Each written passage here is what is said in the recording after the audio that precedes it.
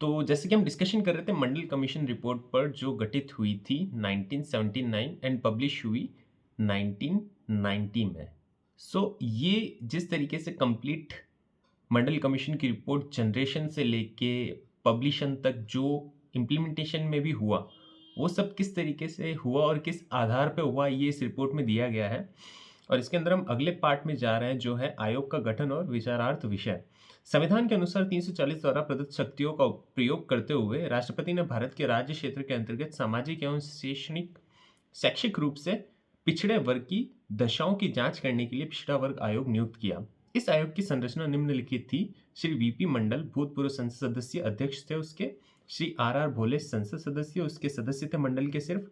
श्री दीवान मोहन लाल उस मंडल के सदस्य थे। श्री एल आर नायक जो भूतपूर्व संसद सदस्य थे वो इस मंडल के सदस्य थे। श्री के सुब्रमण्यम इस मंडल के सदस्य थे। और श्री एस एस गिल जो इस मंडल के सचिव थे। तो इन 6 सदस्यों की ये एक समिति बनाई गई थी जिसको दिया गया था मंडल कमीशन नाम।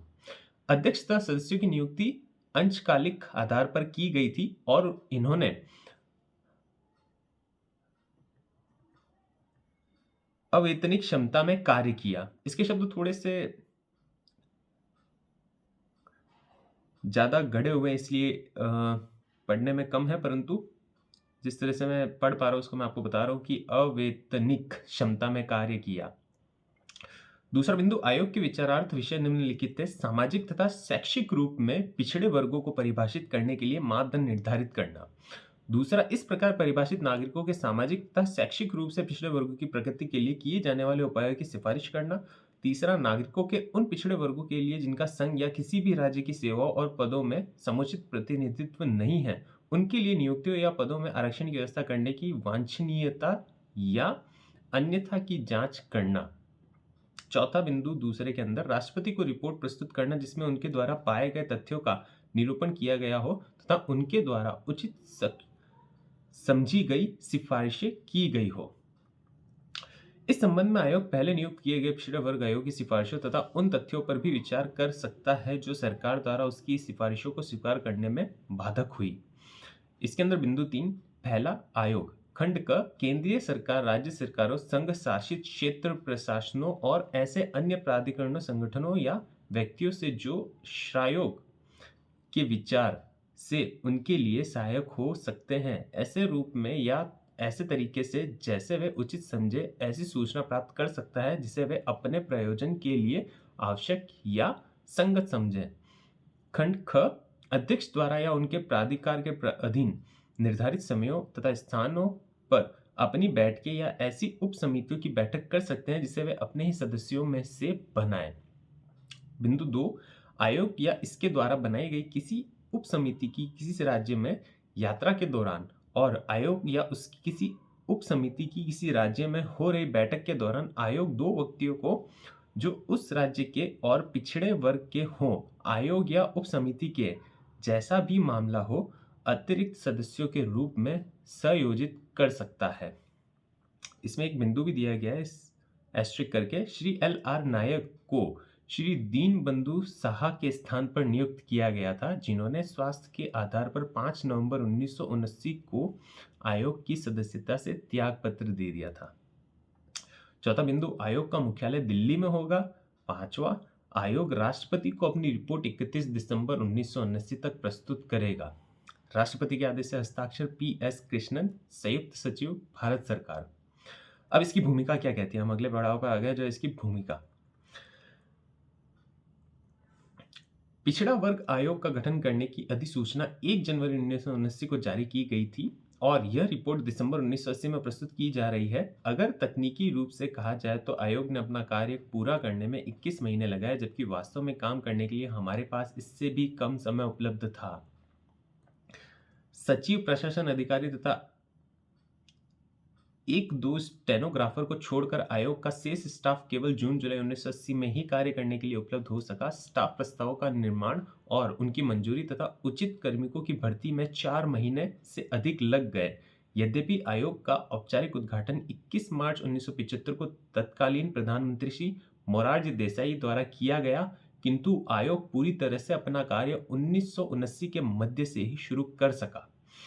आयोग का काम पूरा जोर शोर से शुरू होते ही अगस्त 1980 में संसद को भंग कर दिया गया और राज्य अगले चुनाव के लिए तैयारी करने में व्यस्त हो गए। यूं ही ये चुनाव समाप्त हुए, मतलब जैसे ही ये चुनाव समाप्त हुए, 9 राज्य विधानसभाओं को भंग कर दिया गया और इन राज्यों के प्रशासन का सारा ध्यान विधानसभा चुनाव पर लग गया। उपयुक्त बातों का परिणाम यह हुआ कि आयोग का कार्य विशेषकर विभिन्न राज्यों का दौरा कार्यक्रम अव्यवस्थित हो गया। देशव्यापी सामाजिक, शैक्षणिक, क्षेत्रीय सर्वेक्षणों जो फरवरी 1980 में प्रारंभ हुआ था, इससे गंभीर रूप से प्रभावित हुआ। समय की कमी तथा 7 उत्तर पूर्वी राज्यों में कुछ अशांति होने के कारण आयोग इस क्षेत्र का दौरा नहीं कर सका। जैसा कि इस रिपोर्ट के अध्याय 3 में बताया गया है, आयोग ने अपनी जांच के संबंध में आंकड़े एकत्र करने के लिए बहुपक्षीय दृष्टिकोण बनाया।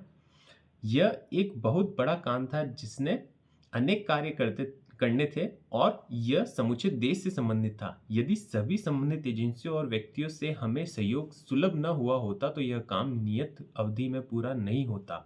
चूंकि प्रत्येक का अलग अलग धन्यवाद करना संभव नहीं होगा, इसलिए आयोग उन सभी के प्रति अपना आभार प्रकट करना चाहेगा जिनके अमूल्य सहयोग के बिना हम समर्थ नहीं हो पाते। आयोग ने सभी राज्यों सरकारों, संघ शासित क्षेत्रों और भारत सरकार के सभी मंत्रालयों और विभागों को विस्तृत प्रश्नावलियां जारी की थी। अपेक्षित सूचना संकलित करने में इन सभी एजेंसियों को अत्यधिक प्रयास करना पड़ा। आयोग के दौरों के संबंध में राज्य सरकारों तथा संघ शासित क्षेत्रों ने यथेष्ट प्रबंध भी किए।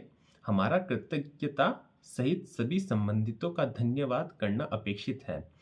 छठी और सातवीं लोकसभा, राज्यसभा, राज्य विधान मंडलों और अनेक स्वैच्छिक संगठनों के प्रतिनिधियों, हजारों समाज सेवकों और जनसाधारण के जो साक्ष्य प्रस्तुत करने के लिए आयोग के सक्षम प्रस्तुत हुए तथा उन सभी के भी अत्यधिक प्रभारी हैं जिन्होंने हमारे निमंत्रणों का उत्तर दिया है।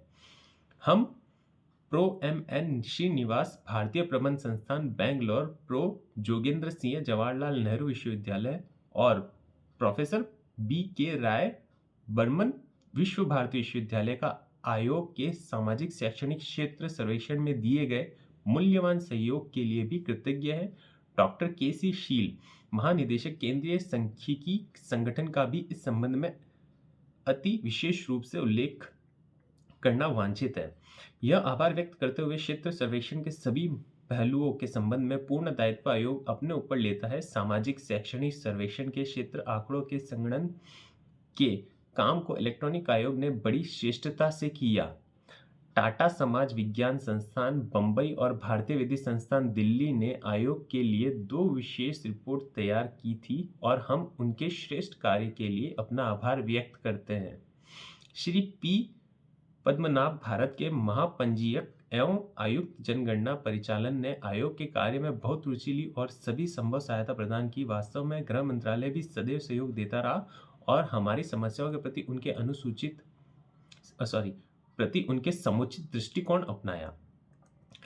अनेक मंत्रालय और विभागों में से प्रतिनियुक्ति के आधार पर तदर्थ रूप से जुटाए गए आयोग के स्टाफ ने अनेक बाधाओं तथा कठिनाइयों के बावजूद एक संगठित दल के रूप में परिश्रम किया। आयोग के अनुसंधान तथा सर्वेक्षण विंग को एक बहुत ही श्रमसाध्य कार्य करना था और डॉक्टर N.R. पारसारथी, संयुक्त निदेशक के नेतृत्व में इसने अनेक स्रोतों से प्राप्त विशाल आंकड़ों का प्रोसेसिंग करने में उल्लेखनीय कार्य किया।